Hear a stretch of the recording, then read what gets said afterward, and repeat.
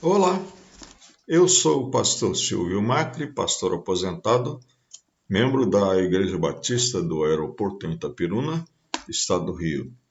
E tenho este canal aqui no YouTube para transmitir mensagens da Palavra de Deus. Nossa mensagem de hoje tem como título Não há outro e está baseada no livro de Atos dos Apóstolos, capítulo 4, versículos 5 a 12. Vamos ler. No dia seguinte, as autoridades, os anciãos e os escribas se reuniram em Jerusalém com o sumo sacerdote Anás, com Caifás, João, Alexandre e todos os que eram da linhagem do sumo sacerdote. E colocando os apóstolos diante deles, perguntaram: Com que poder ou em nome de quem vocês fizeram isso? Então Pedro, cheio do Espírito Santo, lhes disse: Autoridades do povo e anciãos, visto que hoje somos interrogados a propósito do benefício feito a um homem enfermo e do modo que ele foi curado, saibam os senhores todos e todo o povo de Israel que em nome de Jesus Cristo Nazareno, a quem vocês crucificaram e a quem Deus ressuscitou dentre os mortos, sim, em seu nome é que este está curado na presença de vocês. Este Jesus é a pedra que vocês, os construtores, rejeitaram, mas ele veio a ser a pedra angular, e não há salvação em nenhum outro, porque debaixo do céu não existe nenhum outro nome dado entre os homens pelo qual importa que sejamos salvos. Vamos repetir esse último versículo. E não há salvação em nenhum outro, porque debaixo do céu não existe nenhum outro nome dado entre os homens pelo qual importa que sejamos salvos. Então, a afirmação aqui é: não há outro. Duas vezes. Em nenhum outro, não existe nenhum outro nome. Nas culturas antigas e nas culturas primitivas, até hoje nós vemos isso entre os indígenas, por exemplo, o nome é a própria pessoa.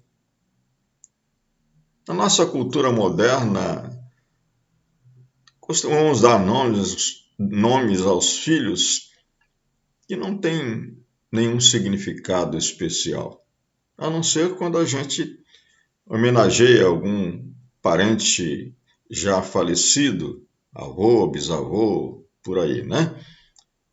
Mas normalmente os nomes não têm assim nenhum significado realmente valioso, precioso. Mas o nome de Jesus, a palavra Jesus, significa aquele que salva. O que é Salvador? Jesus Cristo é o único, não há outro. A história que narra a cura do homem aleijado está no capítulo anterior. Vamos ler aqui, capítulo 3. Diz assim: Pedro e João estavam se dirigindo ao templo para a oração das 3 horas da tarde.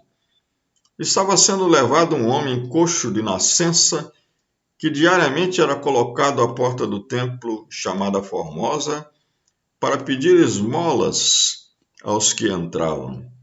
Quando ele viu Pedro e João, que iam entrar no templo, pediu que lhe dessem uma esmola.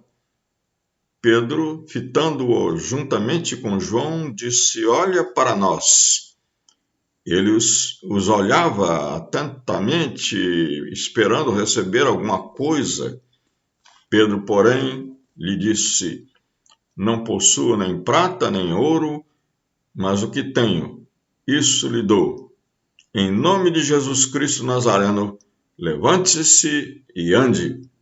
E pegando na mão direita do homem, ajudou-o a levantar-se. Imediatamente os seus pés e tornozelos se firmaram e, dando um salto, ficou em pé. Começou a andar e entrou com eles no templo, pulando e louvando a Deus. Todo o povo viu o homem andando e louvando a Deus, e reconheceram que ele era o mesmo que pedia esmolas, assentado à porta formosa do templo, e ficaram muito admirados e espantados com o que lhe tinha acontecido. E com esse acontecimento despertou a curiosidade do povo, o povo se acumulou ali, uma grande multidão, e Pedro aproveitou para anunciar mais uma vez o Evangelho de Jesus Cristo. Mas os líderes religiosos do povo ficaram muito invejosos disso tudo e preocupados de serem suplantados pela pregação de homens simples como Pedro e João. Mandaram prendê-los.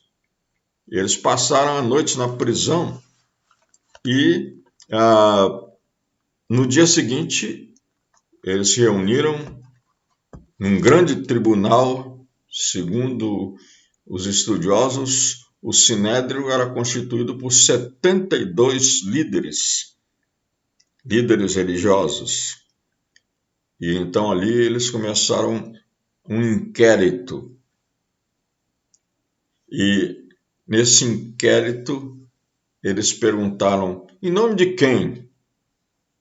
Com que autoridade vocês fizeram isso? Com que poder vocês têm para curar esse homem? Eles não podiam negar a cura.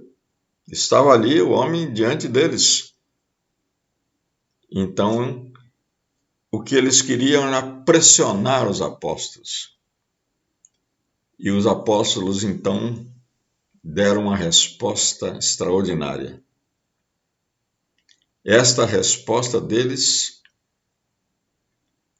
nos apresenta uma grande verdade, que não há outro. Jesus é único. Não há outro com igual autoridade e poder. Vejam bem, o livro de Atos diz que aquele homem era coxo de nascença. E nesse capítulo 22, que está servindo de base para a nossa mensagem, diz que ele tinha mais de 40 anos de idade. Durante 40 anos, aquele homem foi hemiplégico. E, de repente, pela palavra de Pedro e o poder de Jesus de curar, ele se levantou e disse que foi de um salto e começou a caminhar, a saltar, a pular, e entrou no templo louvando a Deus. O poder que cria é o poder que restaura a criação. Eu fico impressionado com o fato de que aquele homem que nunca tinha andado, já tinha nascido hemiplégico, levantou-se de um salto e começou a andar. Nossas crianças levam meses e às vezes até mais de um ano para começar a andar. E aquele homem que nunca tinha andado, desde criança, começou a andar de repente. Que milagre maravilhoso, não é? Porque é o milagre do poder de Jesus. Só Jesus pode operar essas coisas maravilhosas. E só Jesus pode fazer um milagre completo, como foi esse na vida desse homem. Mas a resposta dos apóstolos também, ela diz que não há outra pessoa sobre a qual nós possamos firmar a nossa fé e construir a nossa vida. Uma coisa notável na pregação dos apóstolos, e até hoje notável na pregação dos autênticos ministros da palavra de Deus, é que não estamos pregando e falando sobre uma doutrina, sobre um sistema teológico, sobre crenças e ritos. Nós não pregamos isso, nós pregamos uma pessoa. E essa pessoa é a pessoa de Jesus. Aqueles homens que estavam julgando os apóstolos com tanta dureza, eles eram representantes de uma religião com seus ritos e suas regras, seus costumes, suas tradições. Mas Jesus veio para derrubar tudo isso.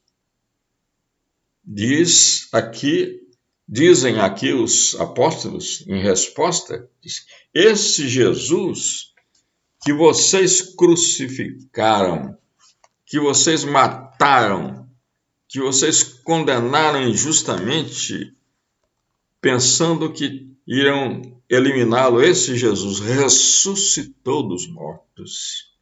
E ele é a pedra angular. Este Jesus é a pedra que vocês, os construtores, rejeitaram, mas ele veio a ser a pedra angular. A pedra angular era a principal pedra de construção naquela época.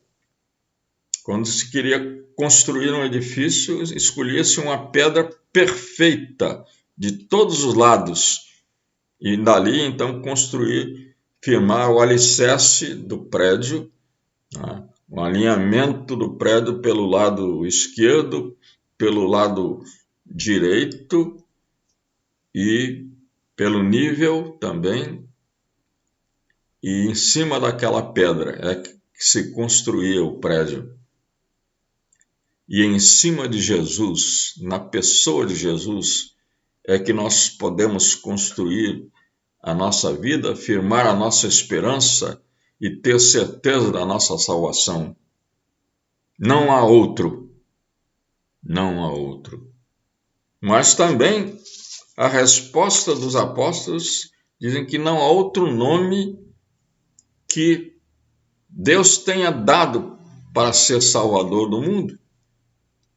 E não há outro nome que possa ter realizado a salvação como Jesus realizou. O apóstolo João registra essa palavra de Jesus, é o versículo mais famoso do Novo Testamento. Deus amou o mundo de tal maneira que deu seu Filho unigênito, para que todo aquele que nele crê não pereça, mas tenha vida eterna. Então Deus amou o mundo e deu.